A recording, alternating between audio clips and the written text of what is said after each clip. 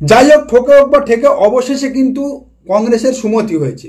দিল্লি বিধানসভা নির্বাচনে তারা যে ভুলটা করেছিল সেই ভুলের আর পুনরাবৃত্ত তারা করতে চাইছে না আগামী 2026 বাংলার বিধানসভা নির্বাচনে। এবং তার সঙ্গে সঙ্গে বাংলায় প্রদেশ কংগ্রেসের অস্তিত্ব রক্ষা করতে হলে মমতা বন্দ্যোপাধ্যায়ের হাত ধরা ছাড়া আর দ্বিতীয় কোনো রাস্তা নেই কংগ্রেসের সামনে।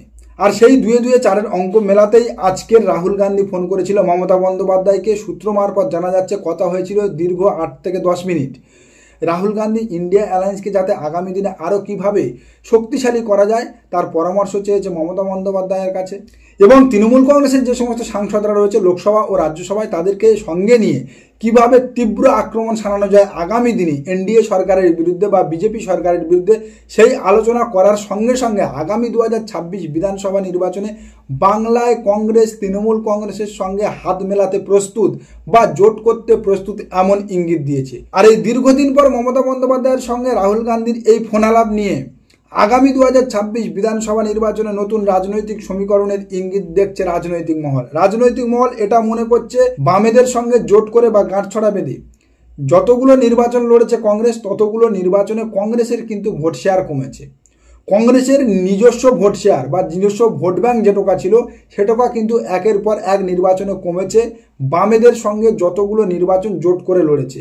আর সেই জায়গা থেকে 2026 বিধানসভা নির্বাচন আগে মমতা বন্দ্যোপাধ্যায়কে রাহুল গান্ধীর ফোন থেকে একেবারে এটা স্পষ্ট হওয়া যাচ্ছে যে কংগ্রেস আর চাইছে না আগামী দিনে বামেদের সঙ্গে জোট করে লড়াই করতে। বর্তমানে বাংলায় কংগ্রেসের হাতে যেটুকা ভোট শেয়ার রয়েছে, কংগ্রেসের পায়ের তলার যেটুকা জমি রয়েছে, সেই জমি ধরে রাখার জন্য, সেই অস্তিত্ব টিকিয়ে রাখার জন্য আগামী দিনে আবার তৃণমূল কংগ্রেসের সঙ্গে জোট করে কংগ্রেস লড়তে চাইছে। এবং মমতা বন্দ্যোপাধ্যায় বা তৃণমূল কংগ্রেসের হাত ধরে 2026 বিধানসভা নির্বাচনে কংগ্রেস চাইছে পশ্চিমবঙ্গ বিধানসভায় খাতা খুলতে।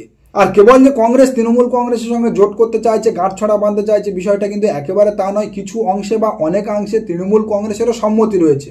বর্তমানে তৃণমূল কংগ্রেস বাংলায় সব থেকে শক্তিশালী রাজনৈতিক দল, কিন্তু তারপরেও এখনো পর্যন্ত এমন অনেক জেলা আছে যেখানে তৃণমূল কংগ্রেস নিজেদের পায়ের তলার জমিটুকা শক্ত করে উঠতে পারেনি, সংগঠন শক্তিশালী করতে পারেনি। যেমন ধরুন মালদা, উত্তর দিনাজপুর, দক্ষিণ দিনাজপুর, পুরুলিয়া। এই মালদা, উত্তর দিনাজপুর, দক্ষিণ দিনাজপুর, পুরুলিয়ায় কিন্তু তৃণমূল কংগ্রেসের সংগঠন এখনো পর্যন্ত সেইভাবে শক্তিশালী হয়ে ওঠেনি, এখনো পর্যন্ত সংগঠন সেভাবে বিস্তার লাভ করেনি। সম্প্রতি অভিষেক বন্দ্যোপাধ্যায় নিজেই বলেছে যে মালদা, উত্তর দিনাজপুর, দক্ষিণ দিনাজপুরের মতো জেলাগুলোতে যেখানে তৃণমূল কংগ্রেস এখনো পর্যন্ত পিছিয়ে রয়েছে সেখানে বড়সড় সাংগঠনিক রদবদল আসবে।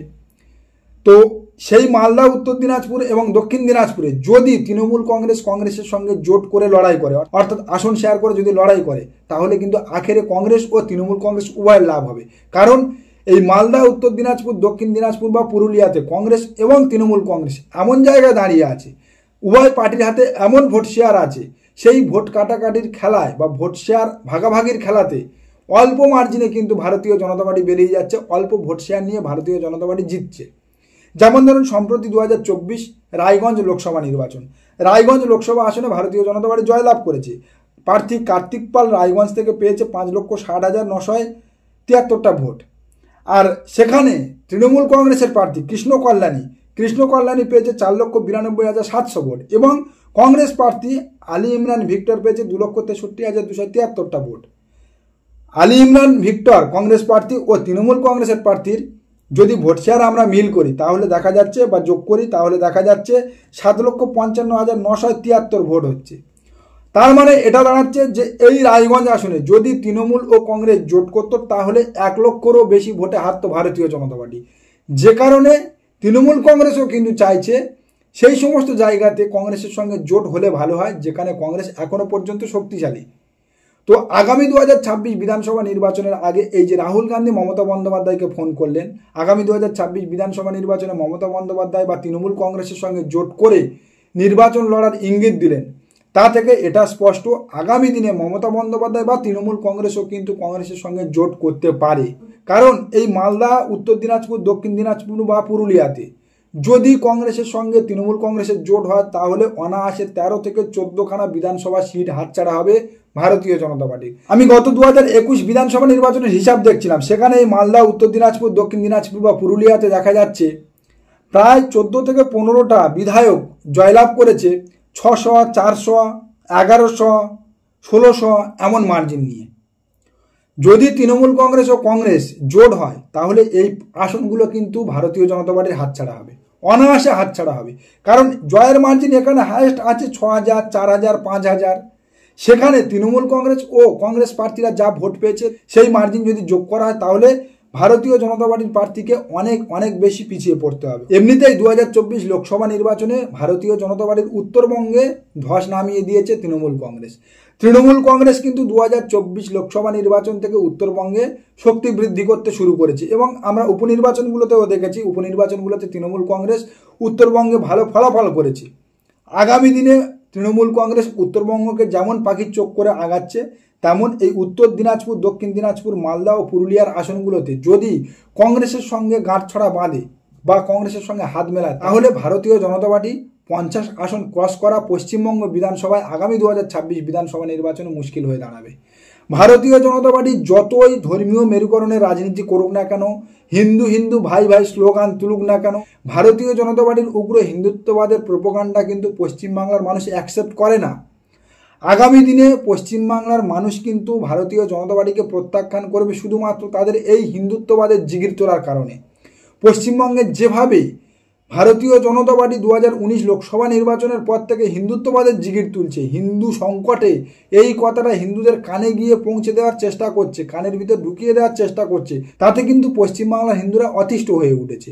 আর আগামী 2026 বিধানসভা নির্বাচনে এই ভারতীয় জনতা পার্টির উগ্র হিন্দুত্ববাদ পশ্চিমবাংলার মানুষ গ্রহণ করবে না।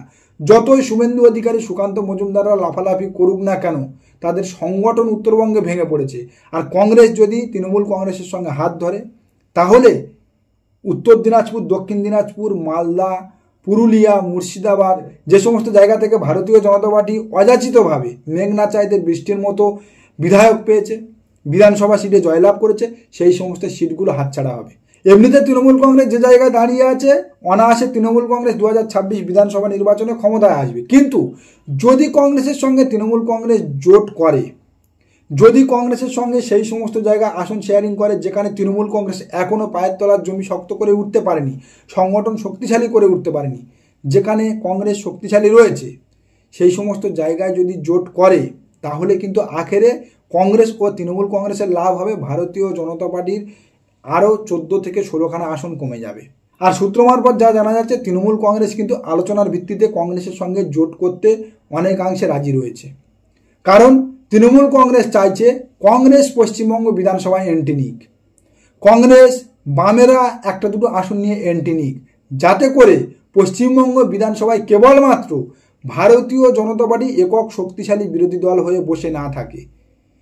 পশ্চিমবঙ্গ বিধানসভা থেকে ভারতীয় জনতা পার্টির শক্তি ক্ষয় করানোর জন্য তৃণমূল কংগ্রেস কিন্তু আগামী 2026 বিধানসভা নির্বাচনে বামেদের জন্য স্পেস ছাড়বে এবং কংগ্রেসের জন্য স্পেস ছাড়বে, যাতে করে কংগ্রেস এবং বামেরা দু একটা করে আসন নিয়েও পশ্চিমবঙ্গ বিধানসভায় এন্ট্রি নিতে পারে। এবং তৃণমূল কংগ্রেসের এই স্পেস ছাড়া বা জায়গা ছেড়ে দেওয়ার কারণে কংগ্রেস ও বামেরা যদি কিছুটা শক্তি বৃদ্ধি করে পশ্চিমবঙ্গ বিধানসভায় এন্ট্রি নেয় তাহলে কিন্তু অনায়াসে শক্তিশালী বিরোধী দলের তকমা হারাবে ভারতীয় জনতা পার্টি। বর্তমানে একাধিক সমীক্ষা বলছে ভারতীয় জনতা পার্টি আগামী 2026 বিধানসভা নির্বাচনে 50 আসন ক্রস করতে পারবে না। সে প্রশ্ন খোদ কেন্দ্রীয় বিজেপিও করেছিল বঙ্গ বিজেপি নেতৃত্বকে দিল্লির চিন্তন বৈঠকে। আর সেটাই বাস্তব হবে আগামী 2026 বিধানসভা নির্বাচনে যদি মমতা বন্দ্যোপাধ্যায় বাম ও কংগ্রেসকে কিছুটা জায়গা ছেড়ে দেয়, কিছুটা লুজ দিয়ে দেয়, তাহলে পশ্চিমবঙ্গ বিধানসভায় বিগত দিনের ঐতিহ্য ফিরবে। বিগত দিনে যেমন সমস্ত রাজনৈতিক দল কিছু কিছু আসন নিয়ে পশ্চিমবঙ্গ বিধানসভায় ছিল, পশ্চিমবঙ্গ বিধানসভার সেই ঐতিহ্য গরিমা ফিরে আসবে। আর তার সঙ্গে সঙ্গে ভারতীয় জনতা পার্টি একক শক্তিশালী বিরোধী দলের জায়গা হারাবে। তো এখন এই সব কিছুতে নির্ভর করছে আগামী দিনে জোট হচ্ছে কি না হচ্ছে তার উপরে।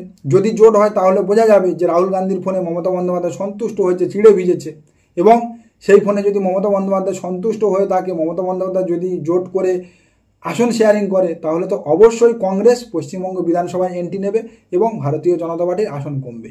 নমস্কার, আজকের প্রতিবেদন এখানেই শেষ করলাম। দেখা হচ্ছে আগামী কোনো প্রতিবেদনে। আমাদের প্রতিবেদন সম্পর্কে আপনাদের মূল্যবান মতামত অবশ্যই জানান আমাদের কমেন্ট সেকশনে। সবাই ভালো থাকবেন।